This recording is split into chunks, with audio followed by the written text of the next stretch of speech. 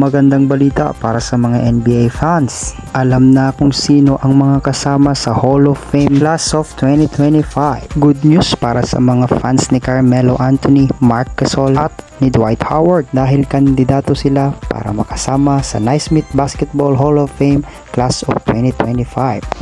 Mapapansin natin na hindi na gaanong matanda ang mga players na kasama na maihalal sa Naismith Basketball Hall of Fame dahil ayon mismo sa chairman ng James Naismith Basketball Hall of Fame na si Jerry Colangelo, kung dati 4 years ang pinakamababang taon mula ng pagre-retiro ng player, ay ginawa nila itong 3 years na lamang. Ito ay dahil umano para manatiling presko pa sa isipan ng mga fans ang achievements ng mga Hall of Fame inductee.